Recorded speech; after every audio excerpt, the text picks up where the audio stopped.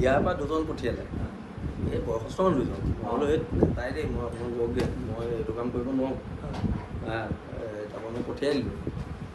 তাৰপিছত মই ফেচবুকত দিলোঁ নালাগে বুলি মই যে ফেচবুকত পষ্টটো দি দিলোঁ ৰাতিয়ে পঠিয়াই দিলে ইমাৰ্জেঞ্চি মোক কৈছিলে যে 4 দিনৰ কাৰণে তুমি এইকেইজনক ৰাখা তাৰপিছত গুৱাহাটীৰ পৰা আহিব মইতো পঠিয়াই দিলোঁ তাৰপিছত সেই তাৰপৰা হেৰি কৰিছে কথা কিবা এটা পাৰে একেবাৰে যে কিবা এটা নোহোৱাকৈ কিবা এটা ইনপুট আছে কিন্তু চবতে অহা যোৱা কৰি থাকে আপোনাৰ মানে কি গম পাই নাই ইনপুট আছে বুলিয়ে কৈছে নহয় সিহঁতক মইতো যোৱা নাই মই এবাৰো যোৱা নাই মোৰ তাৰমানে এটা অভ্যাস কি আছে গম পাই নাই মানে মই না ক'ব নোৱাৰোঁ মানুহ মই সেইকাৰণে মই যোৱা নাই মই সেইটো কাৰণে যোৱা নাই দুইজন গুৱাহাটীৰ পৰা আহিছে তেওঁলোক স্পেচিয়েল ব্ৰাঞ্চৰ মানুহ বুলি কৈছে আহিছে আৰু আমাক আৰক্ষী প্ৰশাসনে জনাইছে যে আমি ল'বই লাগিব বুলি কৈছে সেইকাৰণে নাই মোক কৈছে যে মৌলবাদী সংগঠনৰ পৰা আপোনাৰ জীৱনলৈ ভাবুকি আছে কিন্তু এটা কথা স্পষ্টকৈ কৈ দিওঁ আমি কোনো মৌলবাদী সংগঠনলৈ আমি ভয় নকৰোঁ যদি যুদ্ধ হয় যুদ্ধ হ'ব আক্ৰমণ হ'লে প্ৰত্যাক্ৰমণ হ'ব আৰু যদি আজি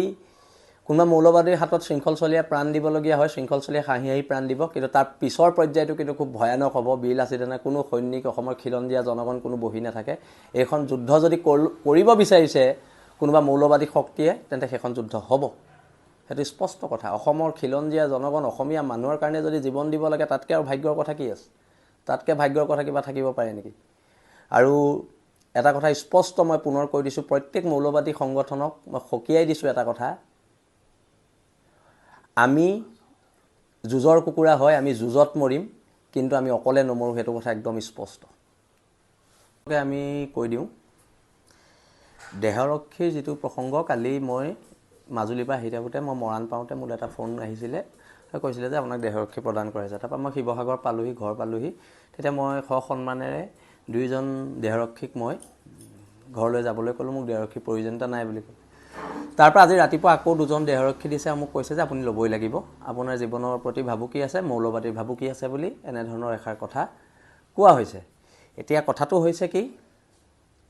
দেশ জাতিৰ বাবে শ্বহীদ হ'বলৈ মই সাজু আছোঁ দেশক লৈ জাতিক লৈ কোনো ধৰণৰ কম্প্ৰমাইজ কৰা নহ'ব যদি কোনোবা বাংলাদেশীয়ে মোক হত্যা কৰিম বুলি ভাবিছে তেনেহ'লে এটা কথা স্পষ্ট শৃংখল চলীয়া কিন্তু অকলে নমৰে লগত 2-4টাক লৈ যোৱা হ'ব আৰু সেইকাৰণে মই কৈছিলোঁ যে গৃহ বিভাগক মোক এটা বন্দুক দিয়ক কিন্তু মোক বন্দুকটো দিয়া নাই মোক এখন বন্দুকৰ লাইচেঞ্চ দিয়ক বুলি কৈছিলোঁ সেইটো মোক দিয়া নাই আৰু এটা কথা যিটো ৰঙৰ গুলিয়ে মোৰ বুকু সোমাব সেইটো ৰং অসমত নাথাকিব সেইটো কথা একদম স্পষ্টকৈ কৈ দিয়া হৈছে আৰু যুঁজিবলৈ মৰিবলৈ আমি সাজু আছোঁ একদম স্পষ্ট কথা আৰু অনাগত দিনত খিলঞ্জীয়া মানুহৰ হিন্দু মুছলমানৰ ঊৰ্ধত গৈ খিলঞ্জীয়া মানুহৰ অধিকাৰ ৰক্ষাৰ যুঁজখন আমাৰ চলি যাব আৰু বীৰ লাচিত সেনাৰ প্ৰত্যেক সৈনিক মোৰ সাহস অসমৰ খিলঞ্জীয়া জনগণ মোৰ সাহস আৰু খিলঞ্জীয়া জনগণে মোক নিৰাপত্তা দিব বুলি মই সদায় ভাবোঁ আৰু তথাপিতো চৰকাৰে যিহেতু কৈছে কিবা ইনপুট থাকিব পাৰে তেখেতলোকৰ সেই বিষয়ে মই জ্ঞাত নহয় আৰু অনাগত দিনত মই পুনৰ কৈছোঁ এখন ঐক্যবদ্ধ সংগ্ৰাম হ'ব